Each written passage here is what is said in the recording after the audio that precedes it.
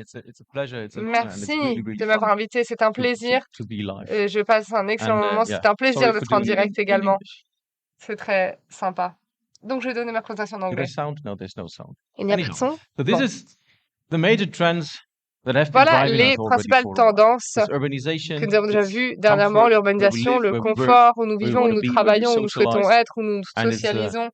enormous strive for efficiency by Et all nous means. essayons d'être aussi Efficiency efficaces que within possible par quality, tous les moyens. within time, within L'efficacité, cost, la but qualité, also within le material coût, le temps, and les resource matériaux doivent être efficiency. efficaces.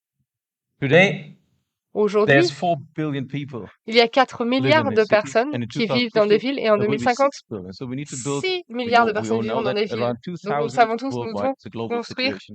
euh, 2000, 1 million people cities. And especially des when villes density of life is increasing, de comfort plus de and well-being, and 2 strive milliards for health and d'habitants. socializing Et il faudra trouver des lieux pour is se dramatically socialiser, increasing. And efficiency pour is by travailler. all means Et a major l'efficacité layer est of all vraiment that cost time I just said. l'élément But you might principal wonder, de why cette is équation. there Et vous vous demandez peut-être sustainability, pourquoi which est-ce you heard que on today parle from du Doug développement and durable. Vous from l'avez the other entendu speakers. aujourd'hui Why is that not de nos différents orateurs. Nous estimons que le développement durable est une attitude. C'est all of la that? fondation de tout cela. C'est vraiment la base. And we need to Sans understand cela, rien ne fonctionnera. Nous devons comprendre que pour répondre à ces méga tendances et ce développement durable, layers. quelle est l'étape suivante? Qu'est-ce que l'urbanisation signifie? Qu'est-ce que le confort signifie? Qu'est-ce que l'efficacité? Et où est-ce que cela va nous amener lorsque nous essayons de nous positionner en tant que business? Lorsqu'on essaie de trouver vraiment une niche, est-ce qu'on essaie de répondre à tous ces besoins, de trouver l'équilibre parfait pour répondre aux besoins du marché? Quels sont les désirs des consommateurs et de nos And what we see communautés now, mondiales? Alors évidemment, maintenant, nous le voyons encore plus aujourd'hui, au vu de ces méga tendances qui sont toujours d'actualité aujourd'hui. Nous sommes dans un monde qui évolue what rapidement. does it mean for them? Qu'est-ce que cela signifie pour ces méga tendances que nous venons de voir? So En tant qu'industrie, où devons-nous aller? Sommes-nous suffisamment préparés aujourd'hui pour répondre à ces nouveaux besoins? how I would describe Et la façon dont je décris cela, c'est que nous savons tous que nous vivons dans un monde VUCA. Il est dynamique, il change en permanence, il est volatile, il est incertain, il est extrêmement complexe et très ambigu. J'ai également traduit cela. and this Du coup, ça ressemble has pas been tellement à VUCA, mais couple bon. of years back. Ce concept date d'il y a quelques années, mais je pense qu'aujourd'hui, il est beaucoup plus large que lorsqu'il a été inventé. Et il a un impact sur la façon dont nous agissons au sein de ces méga tendances et comment nous priorisons et où nous nous concentrons. Nous estimons que ces tendances d'urbanisation, de confort, d'efficacité sont les points focaux nécessaires pour le développement durable. Et c'est vraiment l'épine dorsale de tout ça, c'est l'attitude pour atteindre nos objectifs. Nous devons incorporer cela également, plus que jamais, dans nos stratégies, dans nos portefeuilles, dans notre façon de penser, dans notre état d'esprit, dans notre culture. Our journey of today. Donc, c'est là où notre aventure commence aujourd'hui. Comment est-ce que le développement durable impacte les solutions que nous offrons à l'industrie How does et au reste de notre monde? Comment est-ce que notre portefeuille peut s'intégrer là-dedans? Comment peut-on construire have the ability ce portefeuille en nous basant sur ce que nous avons déjà? Comment peut-on rapidement s'adapter aux besoins de notre marché, de nos communautés mondiales, sans tout retourner et sans se débarrasser de As a tout ce que matter nous of avons fact, fait jusqu'à maintenant? I think we are Eh bien, je pense que nous sommes dans un monde VUCA and also in respect, et au vu de I consider this. du développement durable en lui-même, je pense que nous sommes dans un monde VUCA. Donc si on se penche sur la situation actuelle, Answer on voit également une réponse lorsque l'on regarde les réglementations. On voit une large variété de l'interprétation de ces réglementations, que cela signifie pour nous. Nous voyons aussi un large éventail de cibles, d'objectifs pour trouver les bonnes solutions. Et ce qui est encore plus préoccupant selon moi, c'est cette situation VUCA, la situation incertaine. Mais à quoi va ressembler ce développement durable demain? Donc, quelle va être la chaîne d'approvisionnement à l'avenir? Comment allons-nous recycler raw materials. Quelles matières premières utiliserons-nous? D'où viendra notre énergie? Quelles sont les perspectives pour 2050? Parce que c'est de cela qu'il s'agit. Savons-nous si nous allons atteindre nos objectifs à cette période-là? So let's take a deeper look. Ability. Alors, partons un petit peu plus dans les détails. Qu'est-ce que la durabilité? La durabilité, ça veut dire durable dans le temps. Donc, ça veut dire, on parle vraiment ici sur le long terme. Donc, en fait, les décisions que nous prenons aujourd'hui, elles vont rester là pour de très nombreuses années. Donc, qu'est-ce que ça veut dire exactement pour nous? Eh bien, là, vous allez peut-être dire, oh là là, non, vous n'allez pas encore me donner les ODD des Nations Unies, mais c'est important parce qu'il faut se baser vraiment sur une compréhension globale et une compréhension commune ici. Et ça, ce sont des bases, hein, finalement, ces ODD qui sont au niveau mondial et que tout le monde connaît. Donc, c'est bien de partir de là. Et moi, je pense qu'on peut effectivement choisir hein, ce sur quoi on peut avoir une influence ici et savoir aussi quelle option on peut fixer. Ça, c'est un petit peu notre bonus par rapport à ce que l'on réussit à faire et ça a de plus en plus de valeur. Je pense également, et un autre point hein, qui est important, c'est que nous l'avons dit, nous sommes tous sur la même longueur d'onde ici. Et il faut également faire en sorte que l'on arrive à une économie davantage circulaire. Il faut que tout devienne circulaire. Les matériaux que l'on utilise doivent rentrer dans une boucle circulaire. Il faut utiliser, il faut produire, utiliser et réutiliser, recycler. Et je pense que ça, c'est rien de nouveau. On est tous d'accord là-dessus. Mais ce qu'il faut qu'on comprenne bien, c'est que ce cercle ici, ça prend 50 ans. 50 ans, c'est plus qu'une génération. Ce qu'on fait aujourd'hui, et peut-être même que ce qu'on utilise encore aujourd'hui, aura un impact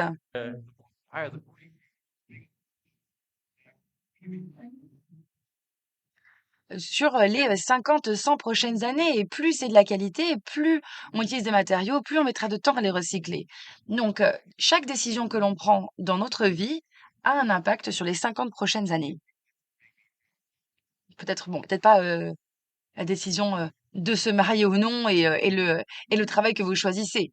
Mais vous devez vraiment garder ça en tête, que nos décisions ont un impact. Donc, les prérequis ici, finalement, ils ont plusieurs aspects, mais la source est la même, c'est la durabilité. Donc ici, on cherche des solutions vers des objectifs communs. Ça a été concrétisé hein, sous forme de loi, sous forme de réglementation, mais également sous des objectifs fixes et communs. Il ne faut pas uniquement se concentrer sur le court terme. Alors, le marché s'est également développé hein, en dehors de ces prérequis, de ces normes. Donc là, on a également hein, tout ce qui est certification, exigence du marché. Donc là, on a tout ce qui est réglementation, stratégie, et puis on a des propositions également pour l'avenir. Donc pour les 50 prochaines années, l'idée évidemment, c'est de formuler into those demands the market needs. That is what we want to serve. We see that they also kinds of Alors, on voit évidemment qu'il y a aussi hein, différents types d'exigences. Et donc là, si on se concentre un petit peu, bon là, j'ai toute une liste sur les slides et on voit qu'il y a des grandes différences. Mais on a des modules qui comptent comme le recyclage, par exemple, c'est pas forcément les plus évidents, mais on a aussi la gestion des données et la circularité, la responsabilité sociale, la sécurité et la santé. Bon, voilà, elles sont inscrites derrière moi, donc vous pouvez les voir. Et il faut s'intéresser donc à tous ces différents modules qui nous permettent d'agir sur la durabilité. Donc en fait, il faut également qu'on s'intéresse aux conséquences de tout ça. Parce qu'en fait, si on se concentre sur uniquement une seule solution, telle que les matériaux par exemple, alors on se retrouve dans une toute petite fourchette de ces modules. Mais est-ce que c'est ça qu'on veut pour les 50 prochaines années? Nous, ce qu'on veut justement, c'est avoir des solutions durables qui sont sur le long terme. Et c'est ce que notre secteur doit pouvoir développer. On doit pouvoir répondre à tous les prérequis, à toutes les exigences du marché. Donc, le portefeuille que nous construisons aujourd'hui nous permettra justement de répondre aux problématiques de la durabilité pour donc les prochaines générations et ça permettra d'atteindre nos objectifs communs. Le portefeuille que l'on construit, eh bien, il faut qu'il soit rempli de solutions intégrées qui permettent donc de répondre à nos objectifs et ce, Okay, même but for si sure on en we verra les cannot résultats que dans affect all of 50 ans. Alors évidemment, on ne peut pas avoir de l'influence sur tous les objectifs qui sont seven sustainability. affichés.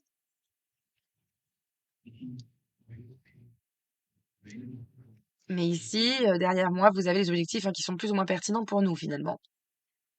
And this is supported Et donc c'est dans ce portefeuille justement, expensive in terms c'est sur ce portefeuille qu'il faut se concentrer. Donc on a toute la address chaîne involved de carbon. valeur And ici. we Alors nous, on address s'intéresse au and carbone we address intégré, the whole and the on matters on s'intéresse au service du cycle de vie, à l'opérationnel et à tout ce qui est intégré et donc à la circularité.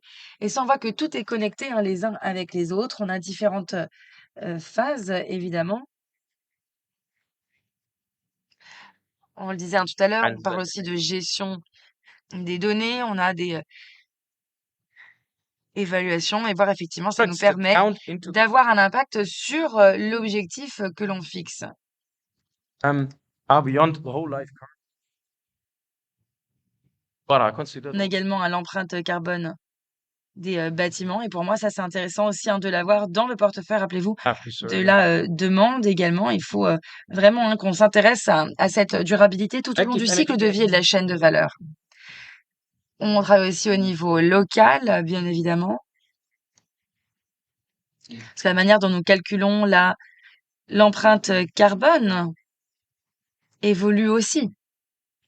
absolutely. Vous le savez, les réglementations vont en ce sens pour avoir de meilleures mesures et donc mieux lutter contre le changement climatique et donc réduire notre empreinte carbone.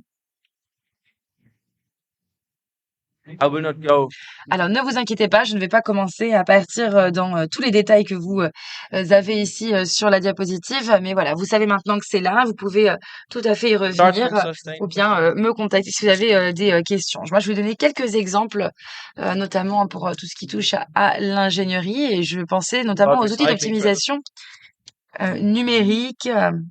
it is the highest insulating On highest parle de quality. systèmes d'isolation plus efficaces.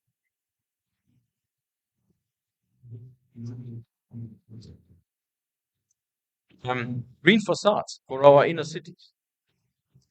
Ensuite, on a tout ce qui est façade verte pour les villes innovantes, les smart cities.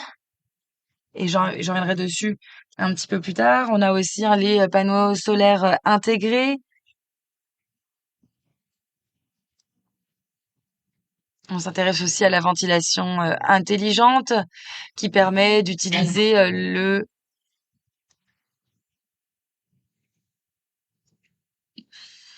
système de rafraîchissement la nuit, par exemple. Et donc, en fait, quand on s'intéresse à Simulation of so-called building blocks and bits and pieces.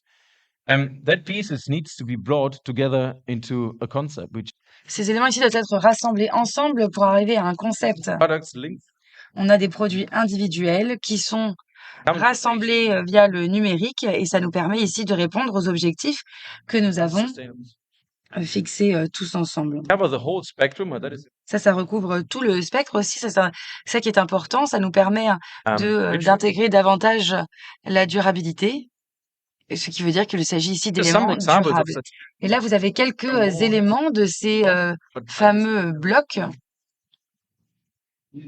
by the way interesting because Et en fait, c'est assez intéressant parce que si on s'intéresse au premier exemple qui est ici, mindset shift has on voit bien qu'il y a eu un changement d'état d'esprit ici et l'état d'esprit doit changer et doit changer directement depuis le secteur. Ici, on parle d'ingénierie durable.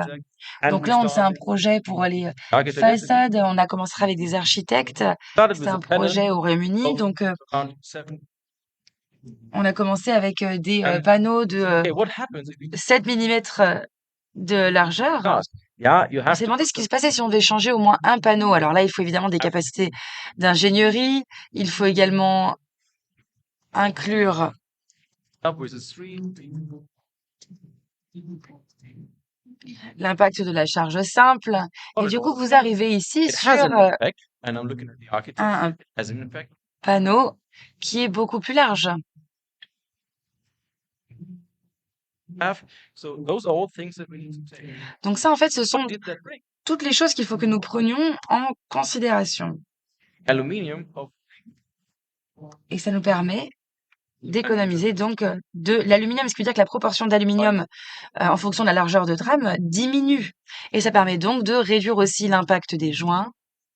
Donc ça permet de réduire la valeur U de la façade également. Alors là, vous pourriez me dire peut-être qu'il faut augmenter l'épaisseur du verre, mais ça, c'était pas finalement l'effet principal auquel nous avons été confrontés après. On a eu pas mal de discussions intéressantes et c'est ce qu'on appelle de l'ingénierie durable. Le but ici, c'est peut-être OK de vendre moins d'aluminium au final à notre secteur d'activité, mais that ça reste une solution qui nous example permet de répondre aux objectifs, think d'atteindre l'objectif que nous avons. Donc là, on a une modélisation qui est pas aussi sophistiquée qu'aujourd'hui, mais on voit que c'est le profil qui est optimisé ici. C'est l'Université de Columbia qui a travaillé là-dessus, donc avec un outil. C'est un outil d'équation extrêmement moderne qui permet de connaître la forme optimale des profilés. Et donc, en fait, lorsque l'on met toutes nos données dans ce logiciel, ça permet d'augmenter la résistance de la structure et ça permet de réduire l'utilisation des matériaux. Et ça, si c'est quelque chose sur lequel vous travaillez constamment, si vous intégrez également de l'IA, c'est ce qu'on a fait avec l'Université de Columbia, encore une fois, eh bien, cet outil-là peut vraiment nous aider à économiser énormément de matériaux sur une façade complète. L'exemple suivant, c'est ce qu'on appelle la façade ACT, donc une façade active. Alors en fait, c'est une façade simple peau. Là, vous avez aussi les brise-soleil. Et en fait, quand vous avez tout ce système-là qui est en place, finalement, c'est quasiment aussi bien qu'une façade double peau.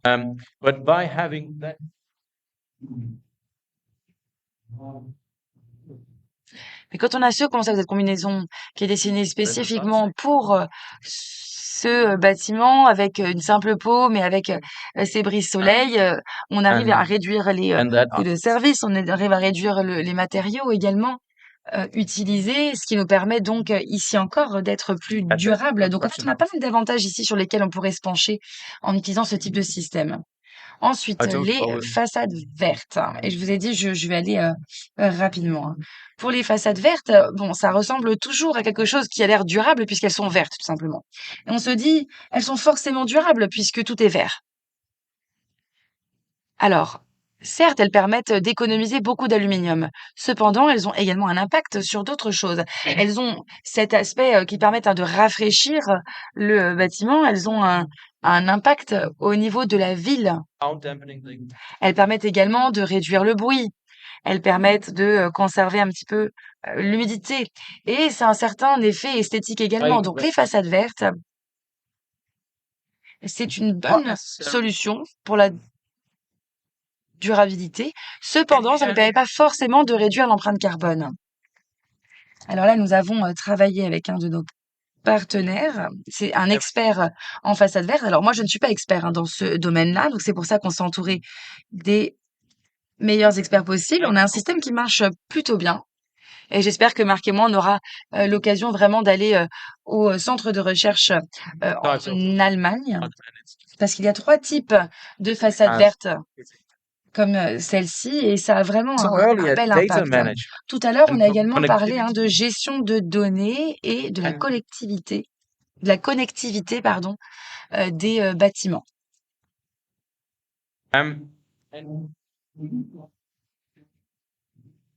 Donc, dans chaque bâtiment, on fournit ce qu'on appelle l'IOF, à savoir l'Internet des façades. Ça permet évidemment de communiquer. Les données sont stockées directement dans le cloud et on peut accéder de n'importe où. Comme je vous le disais, c'est un outil de gestion des données. Et le but ici, c'est que ça permet également de créer son jumeau numérique et ça nous permet également d'identifier les éléments que nous avons dans le bâtiment. Where is my material? Who is owning that material? All that can be stored. Et donc tout ça, c'est stocké via les capteurs, c'est combiné à un jumeau numérique de votre bâtiment. Ça vous permet de savoir où sont vos matériaux, par exemple, et si vous savez où sont vos matériaux pour les 30 prochaines années, ça peut être un grand avantage. Parce qu'avec cette idée de circularité, il faut évidemment récolter les matériaux depuis les bâtiments existants. Et donc ça vous permet, et donc comment savoir où récupérer quel ou quel matériau? Eh bien, c'est justement grâce à l'Internet des façades que vous pourriez le faire. Et donc, comme je le disais, on a ici tout le cycle de vie, c'est toute la chaîne de valeur, et c'est en prenant tout ça en compte qu'il faut que nous prenions nos décisions pour avoir le meilleur impact possible. Wood and aluminium. We saw that. Alors, le bois et l'aluminium. Yes. One part in a very good. And it's definitely. Alors, évidemment, ici, le bois est intégré dans un concept About diversity. particulier. Et donc là, on a eu pas mal de débats sur ce projet. Je sais qu'il y a beaucoup de débats là-dessus, mais je pense que on est vraiment intérêt. Quand je suis venue ici, je sais que j'ai vu 2 bâtiments dans lesquels on avait un habillage bois au niveau de la façade. Et je pense honnêtement que ça a pas mal d'impact à ce niveau aussi. Et honnêtement, on a toutes les capacités nécessaires pour vous soutenir dans ce type de solution, ce type de projet.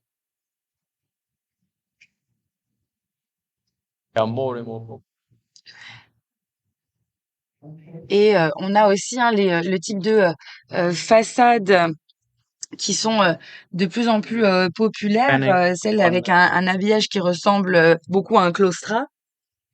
On voit qu'il y a beaucoup d'amphithéâtres ou événements culturels qui sont designés comme ça ces derniers temps. Et c'est quelque chose que l'on peut utiliser également. I don't want to go and I can't go deeper.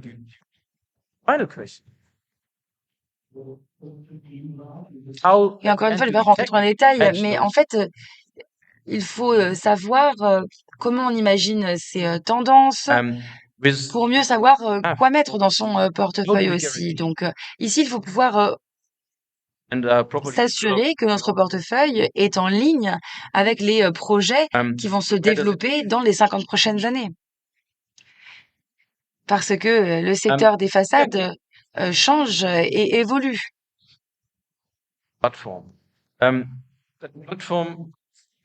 Et là, tout ce que je vous ai montré là, on est capable de le faire parce qu'on utilise une plateforme. C'est une plateforme que l'on utilise au quotidien qui nous permet d'échanger sur les changements très rapides qui ont lieu dans le secteur. Et ça nous permet de prendre des décisions dans le monde VUCA. Donc, c'est une plateforme qui s'appelle UDC, Unidynamic Construction. Et j'aimerais vous expliquer un petit peu ce à quoi ça ressemble. Alors, on commence avec la base. On a les unités de base ici. Évidemment, on a les différentes structures de vitrage.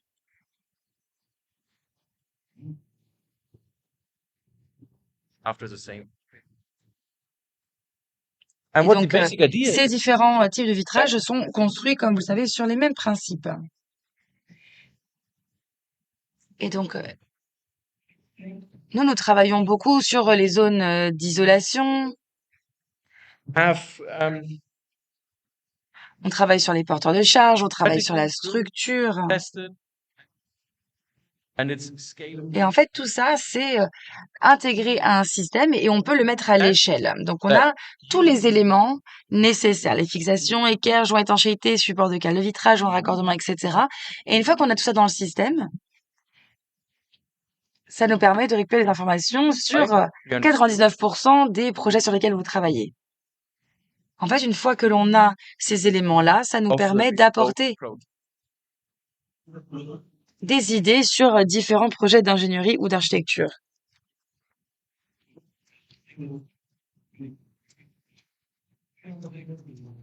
C'est quelque chose que l'on peut appliquer, par exemple, pour tout ce qui est protection incendie. Donc, il ne faut pas forcément adapter les principes de fabrication ou autres. Il est tout à fait possible d'adapter parce que And tout rentre dans le système et tout s'adapte automatiquement.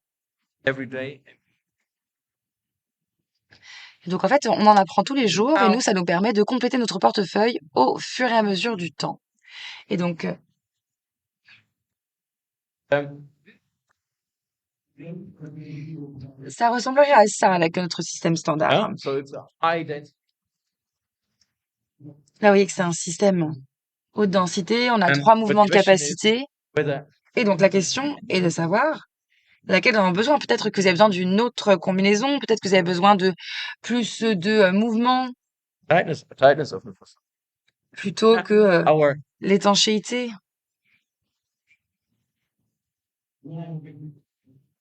Donc, quand vous avez une façade verte, par exemple, vous avez un design particulier, vous avez une double courbe, vous avez des façades ACT.